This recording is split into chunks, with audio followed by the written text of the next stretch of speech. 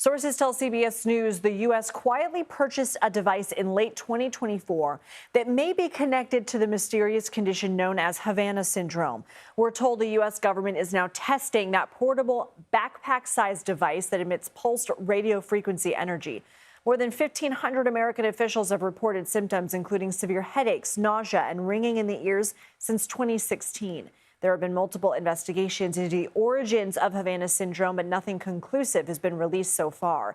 CBS News reporter Olivia Gazis joins us now. Olivia, what exactly is it that the U.S. obtained and how? Sure. Well, three sources who've been briefed on this highly secretive acquisition, Lindsay, tell CBS News that the device was purchased by a unit inside the Department of Homeland Security using Pentagon funding upwards of 8 figures, which means multiple millions of dollars. It is relatively small, as you said, and according to what we know, it was a transaction that one person described as Russia connected. It's got Russian components inside of it, and it's Russia connected. That doesn't mean that we bought it from the Kremlin. More likely, it means a black market, an arms dealer, not an official state-to-state transaction.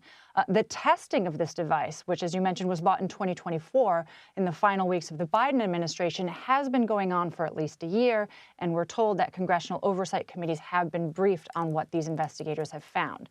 Now, why does this matter? For victims, it's evidence that, one, a device exists, and it may be capable of producing those kinds of really troubling neurological effects that they've been experiencing.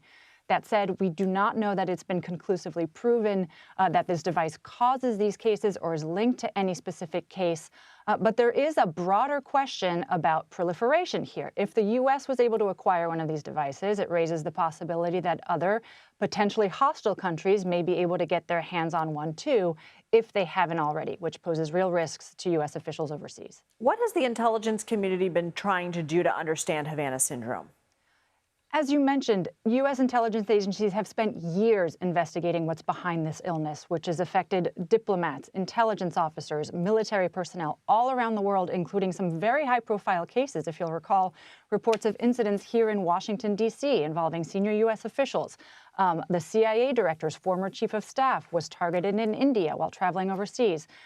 And for many of these victims, Russia has long been the prime and, in their view, obvious suspect. But the intelligence assessments released here, there was a major one in 2023 and 2025, concluded it was very unlikely that a foreign adversary was responsible for these incidents.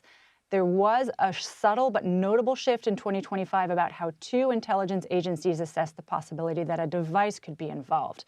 That hasn't stopped victims today from feeling incredibly incensed that the U.S. government had this device in late 2024 and yet upheld that judgment in 2025. We do know that right now the Director of National Intelligence has a team taking another look at what the intelligence community concluded, but that review hasn't been given to Congress or released publicly yet. Olivia Gazis, thank you for your reporting and for joining the Daily Report.